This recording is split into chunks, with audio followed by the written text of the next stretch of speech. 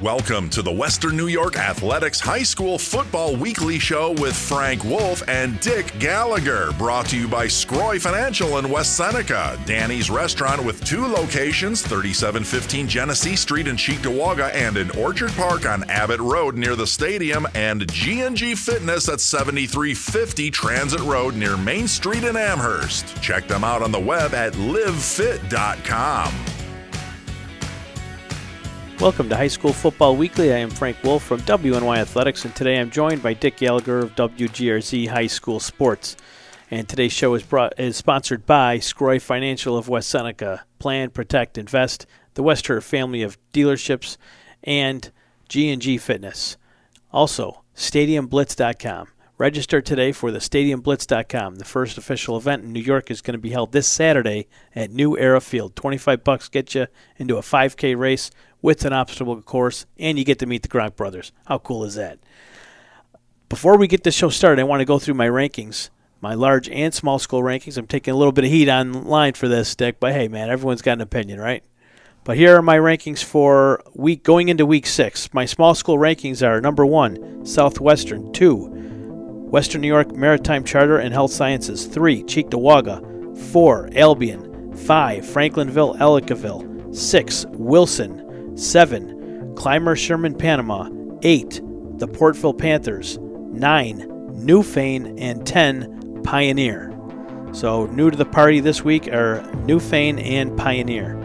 My large school rankings, 1 through 10. Number 1, St. Francis. Number 2, St. Joe's. Number 3, Canisius. Number 4, Orchard Park. Number 5, South Park. Number 6, Lancaster. Number 7, Jamestown. Number 8, McKinley. Number 9, Clarence. And number 10, Bennett. Those are my rankings after Week 5, and we'll have to see if there's any new teams jumping in next week after a wonderful Week 6 of high school football. With that OP Lancaster game, that could have some effect on these rankings. You never know, but we'll have to wait and see what happens Friday night. But today's show, we're going to start off with the Monsignor Martin. There was an excellent game this past Saturday with St. Joe's and St. Francis, 2 of the top teams in Western New York, going at it, and it was a fantastic game. St. Francis had a big lead on Joe's heading into the second half, but the Marauders came roaring back. They made some adjustments to kind of keep Ritz in check, and they did a fantastic job of that in the second half. But, you know, St. Francis just scored one too many points in that first half. St. Joe's couldn't recover, couldn't climb out of that the hole they dug themselves in. Jake Ritz was really good. Xavier Janzlik was fantastic for St. Francis. For St. Joe's, Jimmy Scott had a nice touchdown run. The quarterback played okay. And Wally Wisniewski, the transfer in from North Tonawanda, made his presence known. He had a couple of great catches and did really good on the defensive side of the ball too, saving a touchdown, what looked to be a sure touchdown late in the game that would have put St. Francis up ahead by 2 scores at the time, but he did a great job of knocking a ball down in the end zone. Really impressed with Wally Wisniewski's game, and the coaching staffs of both sides did great. Jerry Smith was wonderful after the end of the game. Always a pleasure to talk to, but that was probably the best game I've seen all year. Well, you know, the one thing that's obvious, I think, after 5 weeks is the 3 schools in A-League for the Monsignor Martin all have outstanding quarterbacks. 3 of the best, I think, in the state. When you take a look at Colin Wither, Jake Ritz, and the sophomore Tyler Becker for Canisius, they're outstanding. And there's not a couple of other quarterbacks in the area that can match up with them. And then when you just take a look at the competitiveness, when those Catholic schools are playing each other, they don't like each other, and they play smash-mouth football.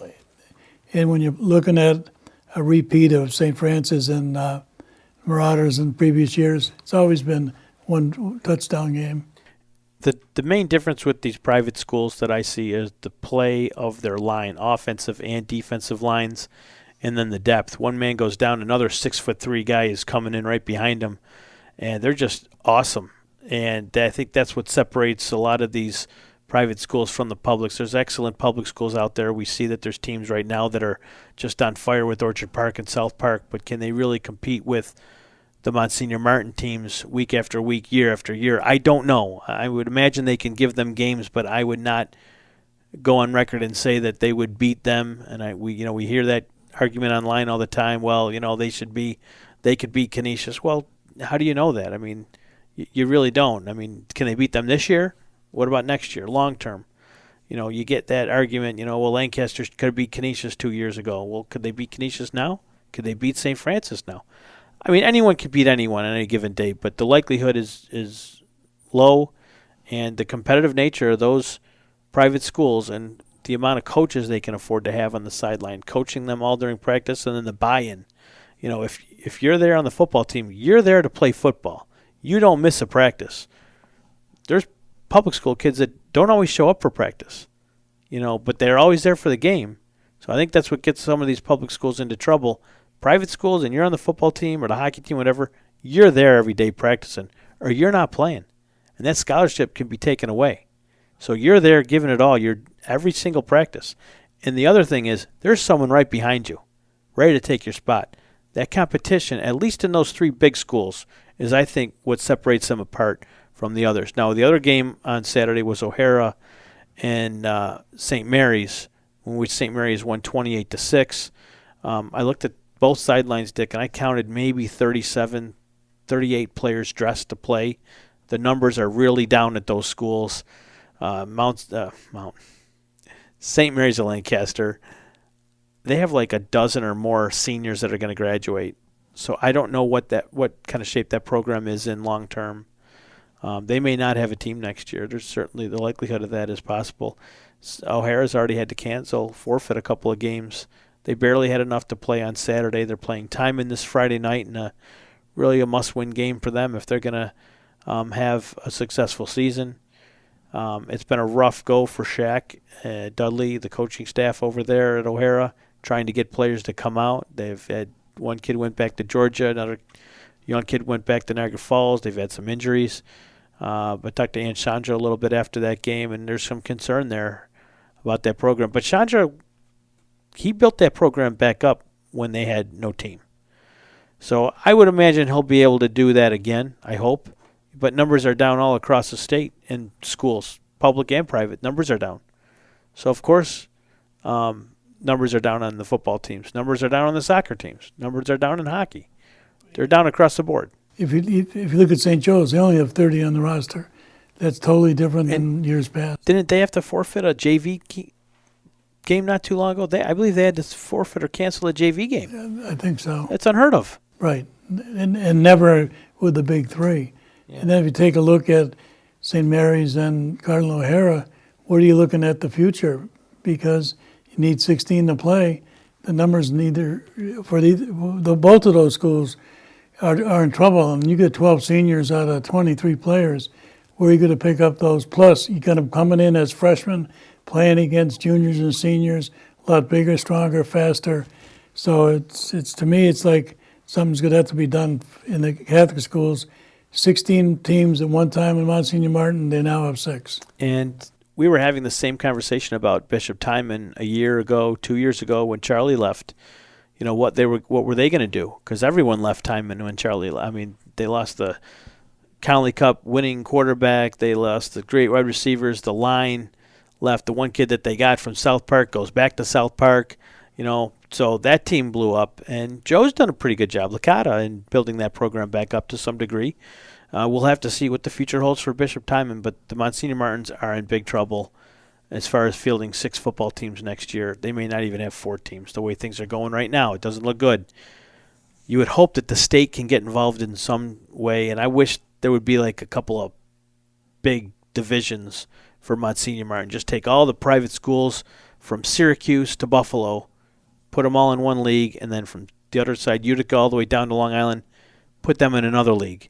And then just have a big game at the end of the year. Have it at the Carrier Dome when the Section 6 goes out there. You know, when the New York State Public High Schools have it, you know, on the Saturday. Make it the late Friday night game or something. You know, celebrate high school football, privates and publics. It'll be interesting to see how this plays out. But one of the things if you've got the Catholics playing for a championship in the state, why not? But you have 2 teams that are really bad in numbers right now. what are they going to do? What's Pete Snyder and the Monsignor Martin Association going to do? You can't have the kids put in the position of being one of 18 players on a team when you need 16, and it's an accident waiting to happen. Nothing good can come of that long term. We're going to be back in just a few moments, but first, check out the Week 5 highlights courtesy of Tom Repicci of Prepstar.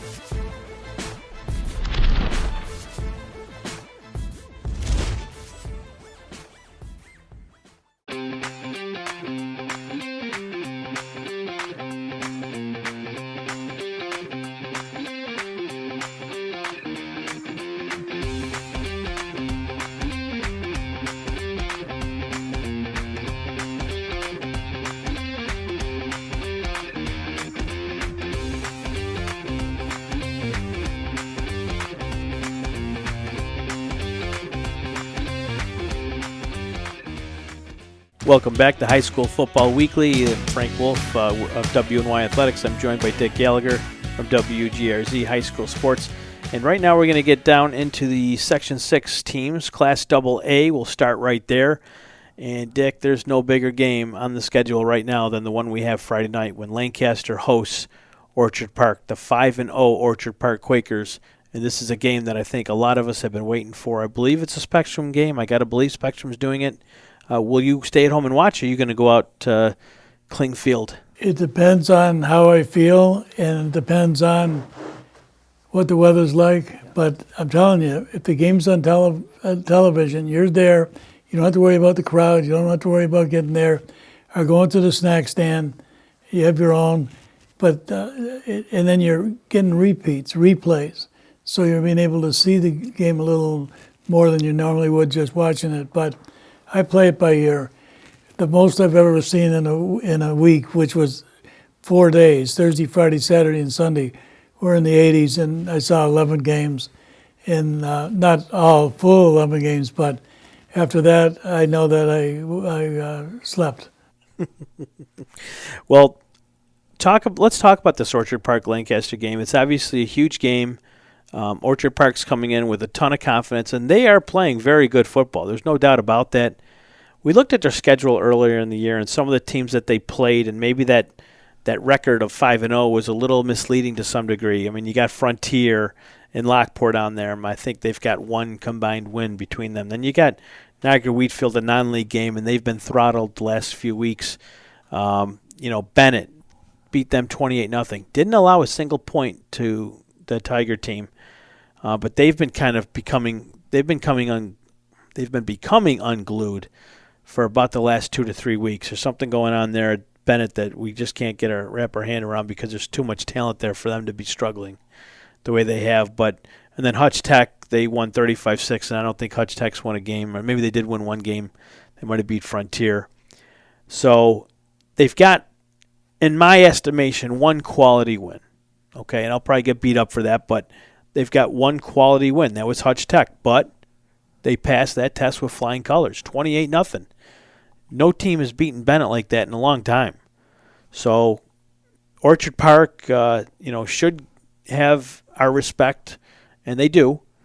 But this is their first game that I'm going to get a chance to see them up close and personal, and just to see the work that Craig Dana has done with that program. I hear nothing but good things. I know Tom Prince has been out to a number of games. Mike Pedanek will be out there for WNY Athletics covering that game for us.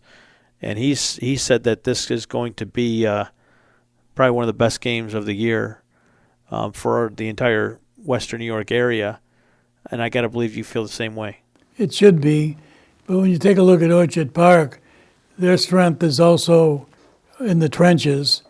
And they've got 5 receivers that have caught touchdown passes. They've got 8 receivers that have caught passes. And if you take a look at Jack Sharp, he's lighting it up, I think, over 1,300 yards, 16 touchdowns or 20. And then you have a linebacker who can really control the defense and really keys the defense is Mike Bataki, who's also one of the outstanding wrestlers in Western New York.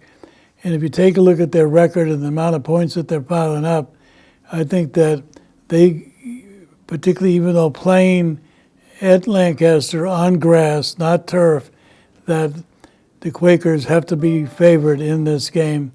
Mainly, I just think that the line play, particularly with Matt Wagner, is been outstanding. But again, how many teams have they really played? One, Bennett, as far as being able to be competitive. Lancaster also outstanding talent. 2 linebackers, Matt Messenger, Connor Mahoney, that are just outstanding. And they're both 3-year starters. Jason Menzel, he's got around 900 yards rushing and passing. He's got about, I think, 12 touchdowns. No interceptions. Pardon? I don't think he's thrown a pick either. No, but the biggest difference to me right now on both teams, it's a passing league. And they've been passing, and Phillips is leading the running back for Lancaster. And I think Manicelli, I think he's only a sophomore, but he's leading the way for the Quakers. Belly. But when you look at it, if the weather is good, you're going to see probably at minimum of 50 passes thrown. Well, that's good. I like a nice passing game. I mentioned Orchard Park's record and who they've played, and maybe that record might be a little suspect, even though they get that huge win over Bennett. But I look at Lancaster's record and the teams they've played. I mean, Hutch Tech 51-6 opening weekend, Niagara Falls 33-8, Lockport 57-12. Those are 3 teams that you would expect Lancaster to win big over. But they beat Bennett last week 27-22, and they had a big lead on Bennett. Bennett roared back. And Clarence, that overtime loss against Clarence. They were expected to go in and beat Clarence, and they didn't. So they've had a tough schedule. The tougher of the 2 schedules, I think you would say. Or that's what I'm going to say. But I am looking for this game to be one, like Tom Prince will always say, in the trenches. I think that's where you're going to see this game. That's where this game is going to be won or lost. But I like that Orchard Park defense. I think they get after the ball awful quick. Everything I've read and heard, this might be the team that Orchard Park's been waiting for quite some time. Pataki's got, at least the stats that I've seen, has 18, 20 tackles.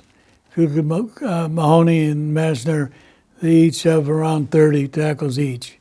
It's nowhere near what Jake Skinner from Fredonia has. I think he has 53 tackles in 5 games. But I think it's two things. One, who wins the battle of the trenches and who avoids the turnovers, because that to me will be the difference in that game. Then you talk about Jamestown for a second. They're right in the hunt. They're going to come up here and play Niagara Falls this Saturday, and we're going to see up close and personal Savant Van Sickle again, who was incredible last week against Lockport. I got to Jamestown last Friday with about 7 minutes to go in the first quarter. Don't tell Jehu that. I told him I was there for the first whole quarter of the Southwestern game. Sorry, Jehu. I had to leave early. But Jamestown was up 21-0 when I got there. When I left, I believe it was 35-0. It was a beating. And Savant Van Sickle and that freshman quarterback, Drake, unbelievable. And he's got some receivers there. They've got more weapons in Jamestown. Name's escaping me. But they've got more weapons there. I mean, other than Drake. Rojas is Rojas, one yes, of had the a nice wide touchdown receivers. when I was there. I left before the end of the first quarter. It was like 35-0. I mean, I was there. I got there with 7 minutes left. Like, I got to go to Dunkirk. Let me go check out that Dunkirk-Maryvale game. Let me get up there. I thought I was going to stay for at least a full half, but it was a beating. And it's, I can't stay down there for that one. Lockport wasn't coming back. I felt bad. But Jamestown, Niagara Falls this Saturday is interesting. We talk about that trip. That's a 2-hour ride for Jamestown. A lot can be lost on that bus ride. Going either way. We saw it happen last year with Niagara Wheatfield, going all the way down there 5-0, only to lose that game. And pretty much that was the downfall of Niagara Wheatfield last year, that game there. Could this be the game that decides who gets home field advantage or who gets a home playoff game for AA? Jamestown needs that win.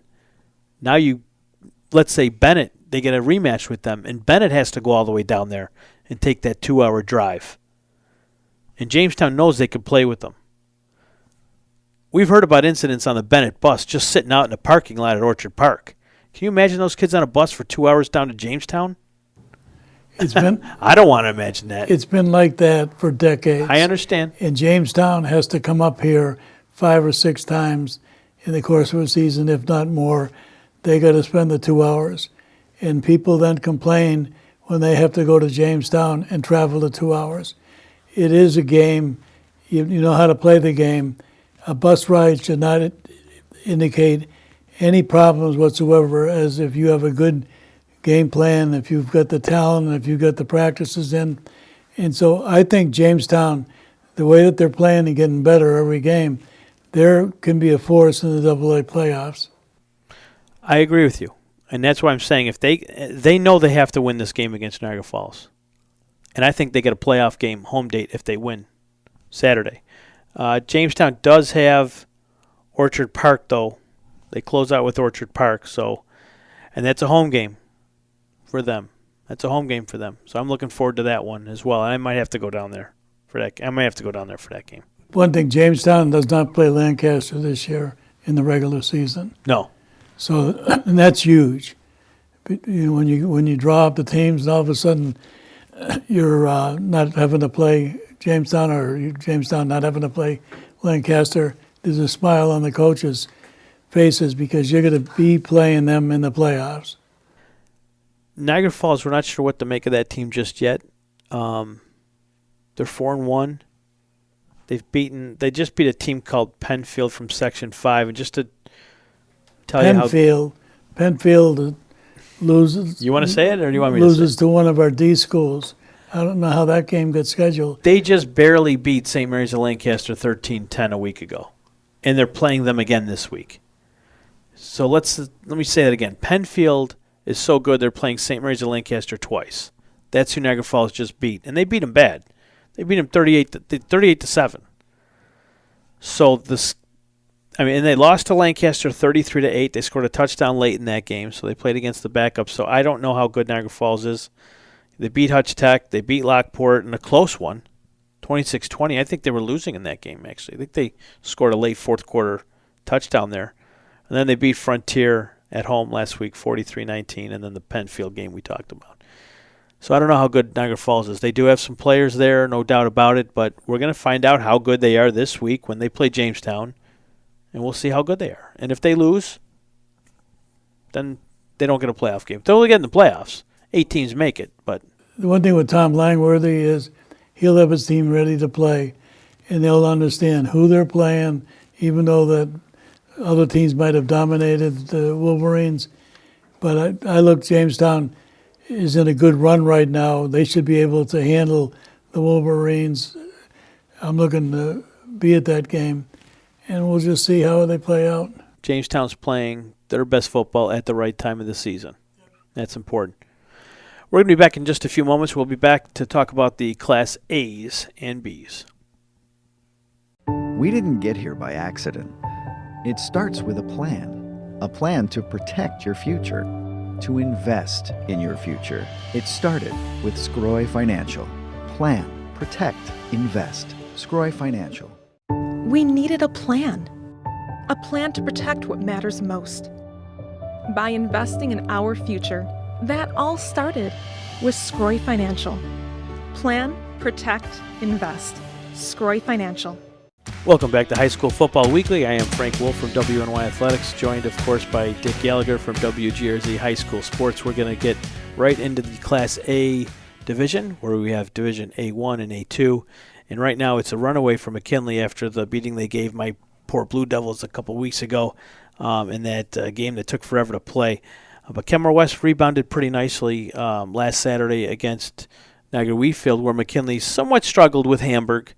The Bulldogs, I thought, gave them a pretty good game. Good for them, but they needed that win, Hamburg, to make a real run at the playoffs. They're still outside looking in. Will North in that 4th spot in A1 because of not only they have a one more win than Hamburg, but they also beat Hamburg earlier in the season. West Seneca West still looking pretty good. They're playing probably their best football that they've played all year right now. They're getting better at each passing week, and then South Park is just, that right now, Class A, the conversation begins and pretty much ends with South Park right now. They're just playing on a different level. You could potentially have a championship game between two City of Buffalo schools with McKinley and South Park. I think we're looking at that right now as probably the possibility. I think if anyone's going to wager a couple of ham sandwiches, I think they're going to wager that would be the game you expect to see at New Era Field. That'd be kind of cool. Star Point is really struggling right now, Dick. They had that upset loss against Sweet Home. That was an upset for them. I think they were looking past Sweet Home. I do.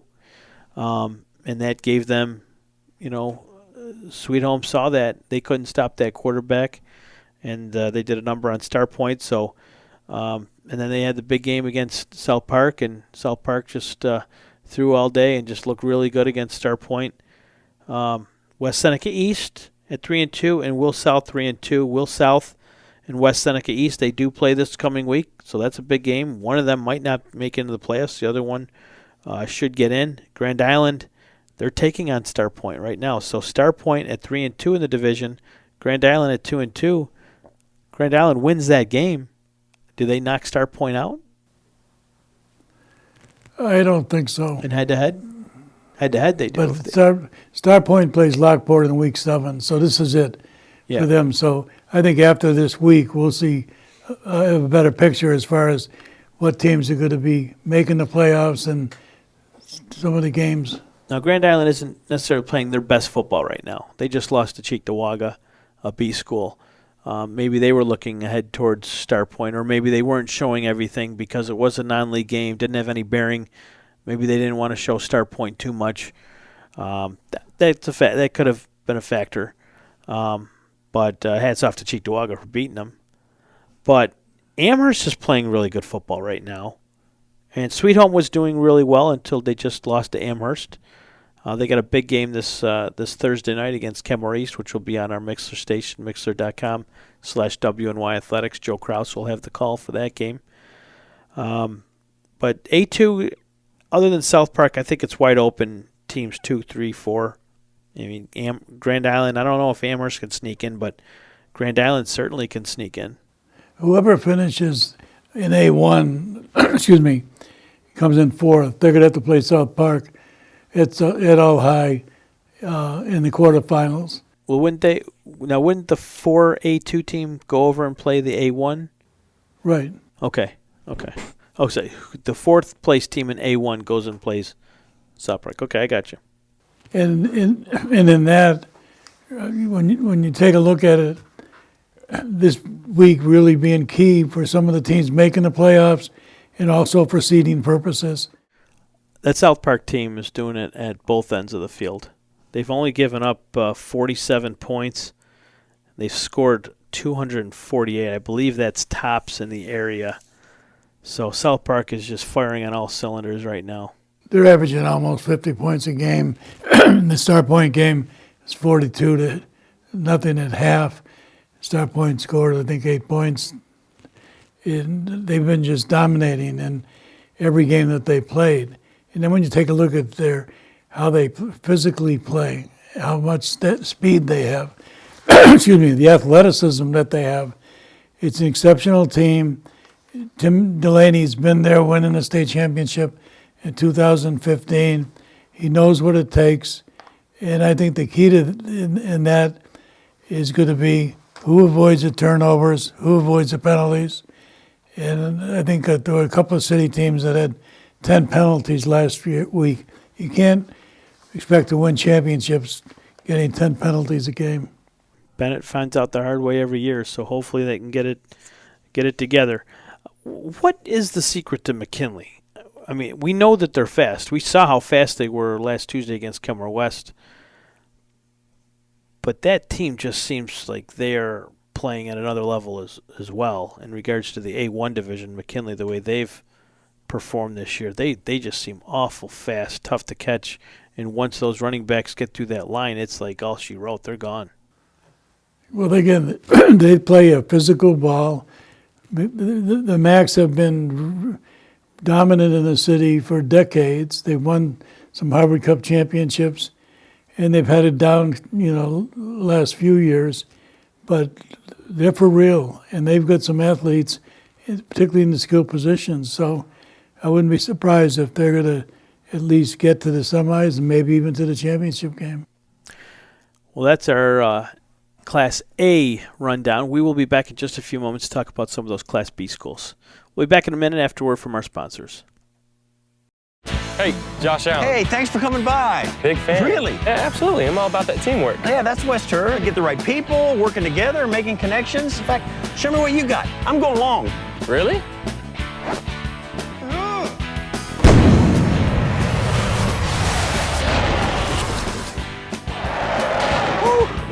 Made me work for it, but anything worth doing. Listen, I know you're good at this TV deal, but maybe you should try the football thing. Let's have a look at the Week 5 Connolly Cup Top Performers and the Trench Trophy nominees.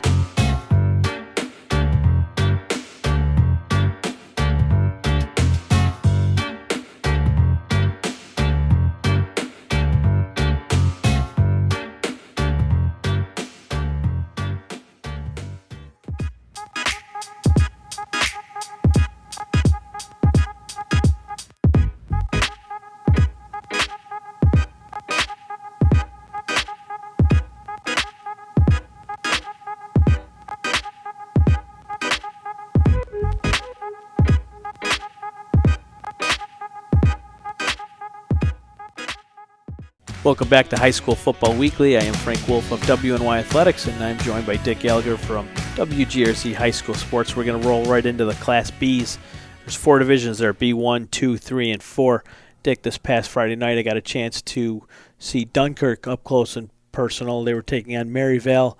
Although Connor Desiderio wasn't playing, I really didn't know that heading there. I thought he was good to go, and I was going to see him and I was really looking forward to that matchup. But when I got there and realized he wasn't playing, and I looked at that score, I said, "Oh my God, yeah, Dunkirk's pretty good." That running back Christian Ortiz, he's only a junior, 30. He looked like a man among boys there.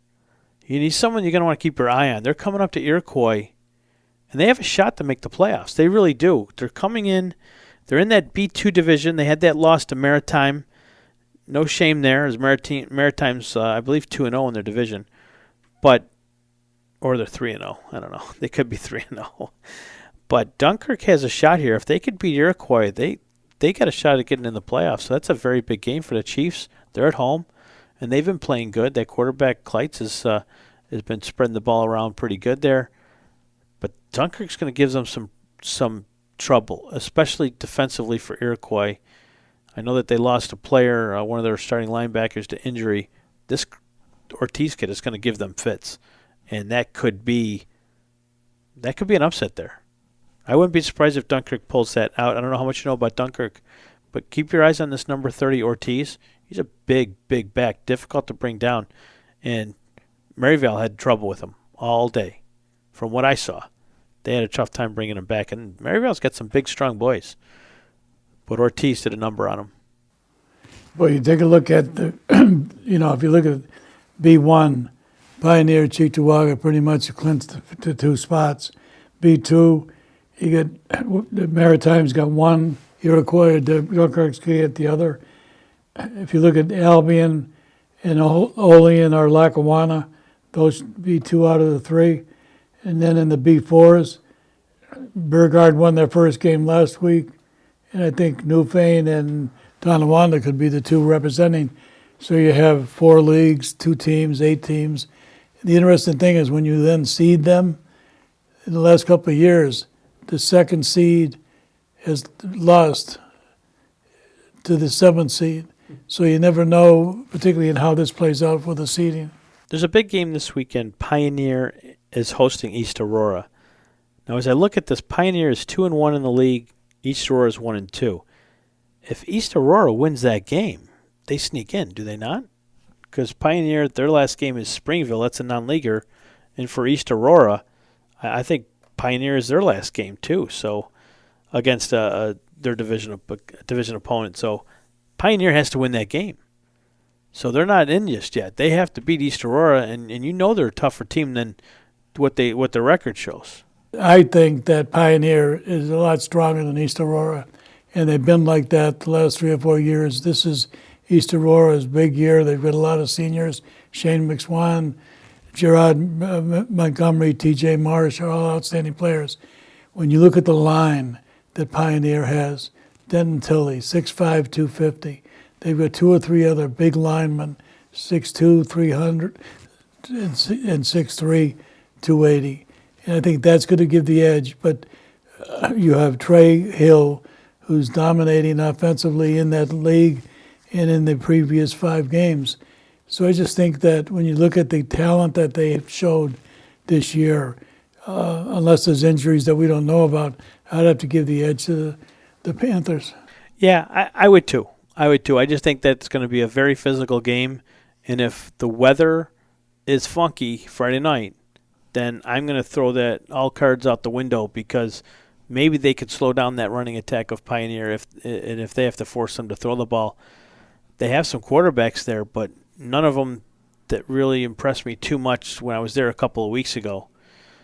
So I think that if weather's going to be a factor Friday night, I don't think it favors Pioneer, to be quite honest with you. I think it favors East Aurora. That's where I'm going to go with that. So maybe we'll bet another lunch on that one. I'm going to get Jimmy Dupree and all the boys down there mad at me. Did you call your meteorologist before the show? I don't have a good one anymore. I'll tell you what. I want to just real quick, B1 Looport. I know they're not having a great season, but they have a dynamite running back there. And I butchered his name on this show in previous weeks. I'll try it again. Gino Fontanarosa.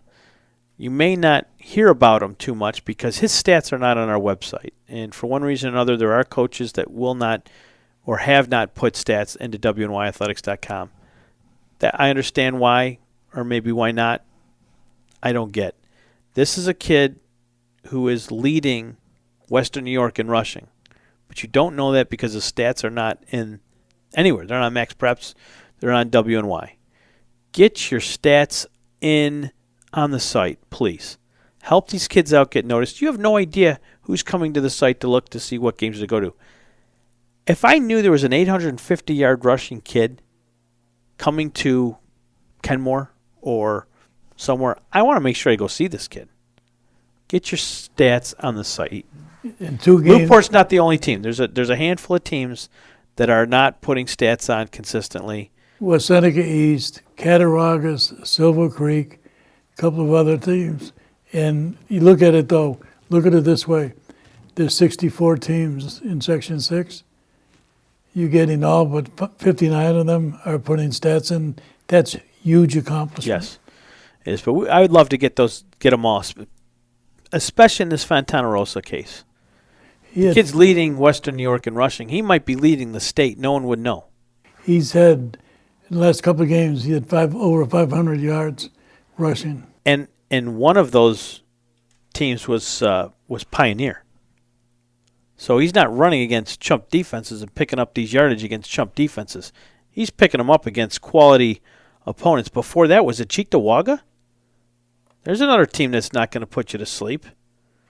So, yeah, I would like to see stats on the website, especially in this kid's case. We think we've got it worked out. We think we're going to have them up by the time they kick off on Friday. Newfane Tonawanda last Friday night, I was surprised. I thought Tonawanda was going to be ready to finally take over that division, but I underestimated Newfane. I'll be the first to admit that. I really like that quarterback there. He's a dual threat. And Jaden Hearse, big, tough running back who can pound out some tough yardage. You know, I got to take my hat off. They played tremendous defense, too. Well, you got Garrett Stroke, who's got more yardage than Jared Hears. And then if you look at how well they play and the number of seniors they have on that team, they could be forcing the bees, particularly when you get 2 kids that size that can get the yardage, and particularly in this weather. Not today, but... Last weekend, Lackawanna was no match for Southwestern, but Albion continues to win. They're 5-0, 4-0 in the league. That's a team I haven't seen yet either. I know this Thursday they're up in Depew. I'm on a broadcast with Joe Kraus for Sweet Home, so I won't be able to see them on Thursday, but our Tom Prince will be on the sideline there. So Albion and Depew should be a pretty good game on Thursday night. Non-leaguer, but still, Albion wins that game. We'll get to meet some of those players afterward with Tom's phenomenal sideline reporting that he does. Albion last year was 7-0 in the regular season. They lost the first game in the playoffs, and I just think Lackawanna, they have several young players. Some of them as freshmen, they're going to be forced in a couple of years. But I looked at the Purple Eagles to really be strong in the playoffs. Brilliance Johnson, the name is the best name playing high school football. Brilliance. He had 234 yards last week. So that'll do it for our discussion on the Class B teams, and we'll have more coming up in just a moment. We'll get into the C's and the D's. Dick Gallagher, Frank Wolf will be back afterward from our sponsors.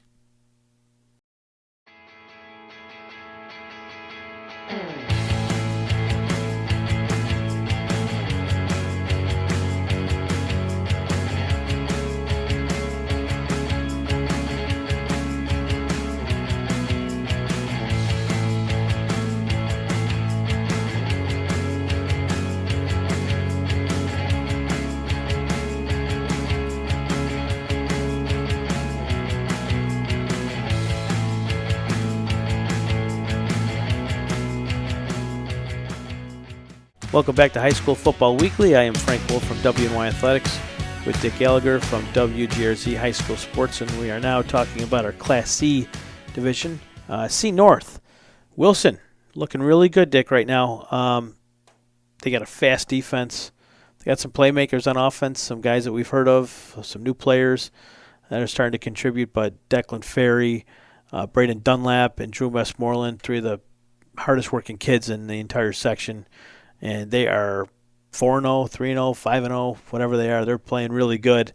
And, they they should cruise into the playoffs with a lot of confidence. And for the first time, Cleve Hill will not win that C North in a long time. First time in a long time. They haven't looked too good this year. New young team, as Glenn has told us. JFK starting to play a little bit better. I don't know if you noticed that or not, but they're starting to win some games. Akron did not have their quarterback last week. I believe he'll be back this week, so Akron kept him out last week. Precautionary, I think. If it was a playoff game, I think he might have gone. But Akron is still very much in this. The problem is now they're probably going to have to go on the road for their first playoff game, possibly. We'll have to see. And then down in C South, Southwestern, Portville, Fredonia with a big win last week. In the dying seconds of that game against Chautauqua Lake, I think that's who they beat with that last-second touchdown. That saved their season because I don't think Fredonia gets in the playoffs if he drops that ball. We'll get your thoughts on that. But let's go back real quick to C North, where right now it's Wilson, JFK, Akron, and Silver Creek. Silver Creek has a shot at getting into the playoffs. Right now they just beat Cleve Hill. And that's a team that just 3 weeks ago was throttled by CSP at D School. So Silver Creek's starting to play better football. I think C North right now, it all starts with Wilson. They'll get at least a home game in their brand new stadium. But then it comes down to JFK or Akron. Who's going to get that home game? Akron definitely wants that home game. We'll have to see if they get it or not. The injury was tough to deal with. I think healthy Akron walks into Wilson and may get that win if Smith is healthy for the full game. Well, that first week, Adam Meets, the quarterback, junior, first game, he gets 6 touchdowns. It counts for 6 touchdowns. Next week, first play, he gets knocked out. That was huge. And you could just see it in the third game where they lost by a few touchdowns. And I think that the heart and soul of that team is Adam Meets. And then they had the sophomore that I'm blocking the name. He had 6 sacks in the first game. Smith. So now, Akron, particularly if they get Meets back, they're going to be a force, and it'll be interesting to see how that plays out. Again, when you take a look at not just the 4 spots, playoff berths, both for South and North, then right away, the next thing you do is, okay, who are we going to play? Who from the North is going to play the South and vice versa? Talking about that Southwestern, the Trojans are on a different planet right now in terms of the way they've been playing all year. Got down there last Friday night for Jehu's last game as coach of the Trojans as he took a job at the NFL. And congrats to him, and he's done a fabulous job with that program over the years, taking over when he did. Jake Burkholder now takes over, and he's more than qualified to lead that team. Excellent guy, but they are just playing great football right now, and I wish they would get more of their stats in. So, Jake, let's get going on the stats there. Now that Jehu's not there, I can't yell at him anymore, but you guys got to get some of your stats in because it says you guys only gave up 16 points, but that can't be right. They had to give up more than 16 points this year. I think when you take a look at Southwestern, you take a look in the C's, their line is exceptional. Then when they had those 2 transfers come in from Dunkirk, and you have Taiwan Wright, he's lit it up every game, offensively and defensively. Conrad Thomas the same way, 6'5", 250. So you add both of those players to what they had coming back. I just don't see anyone beating them in the C's. And even Jehu mentioned that he thought he'd be playing at the Carrier Dome this year. He says he'll come back for that game if they get there. I believe they will get there, so you should probably book that hotel room. Would you go out to Syracuse this year? If we have a couple of teams out there, are you taking that right out there? I play it by ear. I used to go to all those games, and it just depends on my health and Okay. and if there's family conflicts. Yeah. But I love the Carrier Dome. But one of the things is, for years, if you won the team, you would get the music, "We Are the Champions," right out the bat. Everyone's crying, hugging each other. Just a fantastic experience. No, so I don't know, a few years ago, they stopped playing that. I don't know if it was, rights to the song or whatever. But when you look at it, it was just when you win a state championship, and we won 24 of them, it doesn't get any better. No. I like the way Taiwan Wright's been playing, especially the last few weeks on both sides of the ball. That coaching staff at Southwestern has done really good with him this year and make him into a complete player. He wasn't this good at Dunkirk last year. I know he was injured, but he was not this. He's much better than he was last year. Much improved. Conrad Thomas, is that his name, the other guy? So he was a little banged up last week, so he didn't play the full game. I saw him before the game, talked to him. Excellent young man. He was working out on the exercise bike before the game, trying to get going. Those two guys on defense just disrupt whatever the offense is trying to do. They remind me a lot of the kids from St. Joe's I talked about earlier, Jimmy Scott and is it Thomas? I always blow that poor kid's name, but those two kids off the end are quick, tough, physical. Well, so's Taiwan Wright and Conrad Thomas. Very quick and physical and very disruptive, batting balls down, stripping balls, forcing fumbles, sacking the quarterback, coming up with big plays, both sides of the ball. So those are two guys that will give any opposing offense fits and defenses, because Conrad can catch the ball too. He's a tight end. Portville's interesting to me. Not sure what to make of them just yet. They did crack our top 10. They've been in my top 10 in the last 2 weeks, but they're a good team who I'd love to get an opportunity to see. Have not seen them up close and personal just yet, but hoping to see them over the next couple of weeks. I don't want to wait to the stadium to see them because I might not see them the way Southwestern's playing. So I don't want to wait for that. I got to see them to see what's going on down there. I like the job. Is that Jason Marsh down there? Yeah, I like the job that he's doing down there. Lassiter is a strong two-way player for Portville, and they're going to be very tough in the playoffs, and they have a roster of over 40 kids on this team. They got excellent depth, and Josh Brooks is in his second or third year as far as head coach. He knows what to do. Josh Brooks, that's it. I said Marsh. Josh Brooks, you're right. Yep. Jason's with Franklinville. Yes. And Ellicottville. Another great coach we'll talk about in a minute. Yes. So Lassiter for Portville, 85 carries, 639 yards, 13 rushing touchdowns. That's no joke. I don't care what division you're playing in. That's no joke, because C is tough, filled with a lot of very tough physical defenses. I might have said this a couple weeks ago. I'm going to say it again now. I'm very surprised with Fredonia. I peg them to be pushing Southwestern for that C South division. They haven't been on point this year. I don't know if they're, and I thought it was because Skinner didn't have enough help around him. But last week, other guys stepped up and made plays, especially at the end of the game. That wasn't Skinner that caught the winning touchdown. Someone else needed to step up for that team, and they did last week. And that may have saved their season, but it might also be the turnaround for Fredonia. They do have other guys that can make plays. We didn't know that until last week because the record shows they didn't. But they got it done last week, and that was a must-win game for them. Chautauqua Lake was playing very good football. So Fredonia, that might have not only just saved their season, it might have turned things around for the better. And the difference this year, in past years, or even the past decade, is Cleveland Hill is not strong, won't make the playoffs. And when you take a look at what Glenn Graham has done over the years, it's been exceptional. They were in the state semifinals 2 years in a row. They won 3 consecutive sectional titles. But now if you're looking at C North, who's going to be able to be there in the semifinals, it's not as easy this year as in previous years. And then that last spot in C South, and this will be worked out in the next week or so, Allegheny Limestone or Chautauqua Lake will fight it out.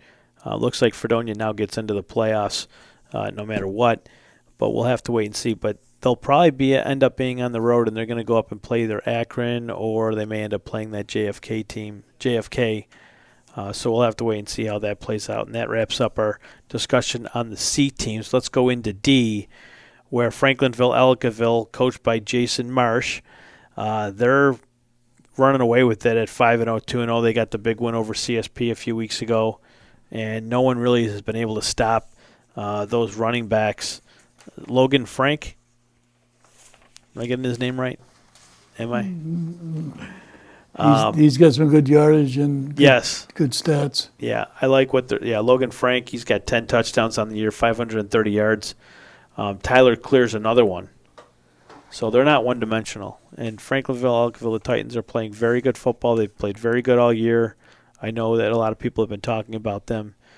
But I think CSP and Franklinville will get another shot at each other, most likely at the stadium. I can't see anybody beating those two teams in D. I can't either, and it's going to be, an important game.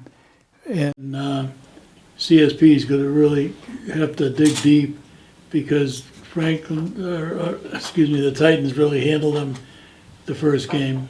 But when you have Hinsdale throwing to Barmore and then also Cam playing the defense that he plays, particularly with his size at that level, be an interesting matchup. But you got to give the edge to the Titans. I would agree. And we saw that movie before where a team that was on a roll and forgot how to lose, like Maple Grove did years ago. All of a sudden, Maple Grove, they were on top and just beating everybody. All of a sudden, Franklinville beats them in the regular season. They get back to the stadium, and everyone's like, well, Franklinville will win this one again. They beat them once. Not so fast. Maple Grove dug deep, and they pulled out a big win. So I wouldn't be surprised if CSP is able to dig down deep. You have a kid down there in Garrett Hinsdale who is like a professional quarterback. I mean, just the way he handles himself. And I believe he just threw for over 4,000 yards, so kudos to Garrett Hinsdale. He's a Class D state champion quarterback. He was the player of the game out there in Syracuse. And when you have a kid like that leading your team, it's like having another coach on the field, someone that mature. The way he handles his business, it's admirable. It really is. To beat a team once is tough. To beat a team twice is even worse or tougher. And you mentioned Maple Grove just as a throw-in for 8-man football. Maple Grove They got their first win. Beat Frewsburg 14-0 for their first win. I've been seeing these scores in 8-man football, and they're all like 57 or 60-something to like whatever. And this game was 14-0. Well, you know why? Because they're not used to the space that you get. It could be. In the P, particularly with all the teams in Section 5 that have played, and they dominated.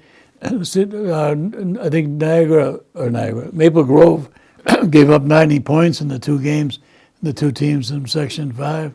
Yeah. So we'll see how that plays out, but you're going to see other teams move into 8-man football. I don't know how many in the state, maybe 37 right now. So we'll see. We will see. But that'll do it for running through our classes today and talking about the various players that have had pretty good weeks and that are having good seasons. We've mentioned a number of coaches as well. Bon voyage to Jehu Kalkrick, who's on his way to Michigan, have another second career, if you will, in the NFL. We're definitely going to miss Jehu. He's one of a kind. He had an office at New Era Field, for crying out loud. We saw him every year. We're getting closer. We're in week 6 right now. So, so far, what has surprised you? If there's anything that surprised you, weeks 1 through 6, what jumps out at you? I think Maryville has surprised me as far as being a disappointment. I think South Park, with its explosiveness on offense and defense, has been a surprise. Orchard Park and Lancaster, I think Jamestown is a lot stronger than I thought, but. When you look at it, it's not how you start; it's how you finish, and how well you do. And all we can look is we have 24 state champions. Is there a team there that might be able to win a state champion? I think that in a couple of the leagues they're going to have a difficult time, particularly just getting by Rochester. But that's why they play the game. To me, the biggest surprise is Bennett. Because I think that team has tons of talent. And I do think Dejai Perry is the best running back, maybe one of the best football players in the area. And I just think that team has to find a way to start playing together and play smarter and stop taking so many dumb penalties, because that team, if they play to their potential and get away from the bad habits and start getting along and playing together as a team, I think they could be very dangerous. Bennett has won games with a lot of penalties, by 10 or more penalties. But I think that Perry, for whatever reason, whether he's hurt, he had 7 carries in one game, 11 carries in another game, 77 yards when he was getting 200 yards, 180 last year. So there's something wrong with the Tigers, and we'll see. But I don't see them lasting in the playoffs.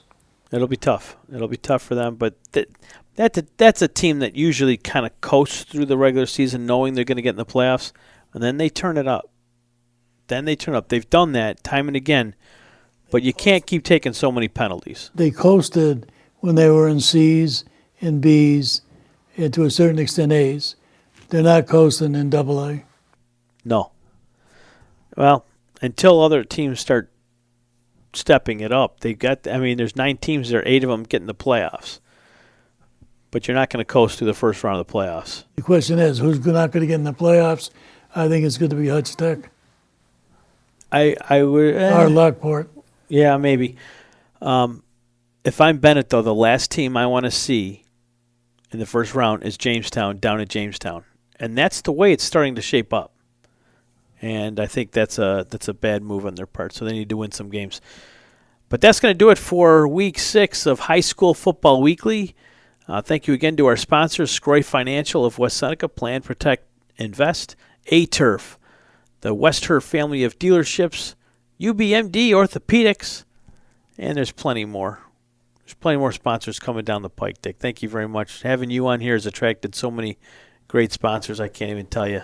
No, I appreciate that.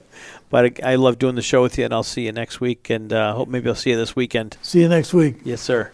So that'll do it for another exciting episode of High School Football Weekly.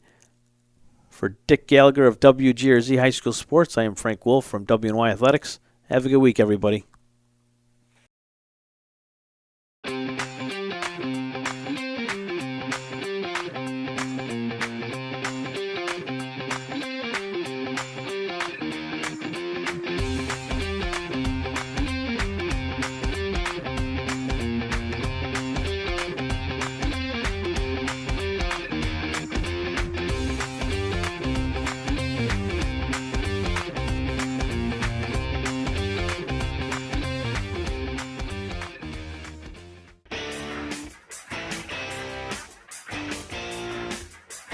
WNYathletics.com is the premier high school sports website in Western New York, providing the best sports coverage of Section 6 and Monsignor Martin leagues.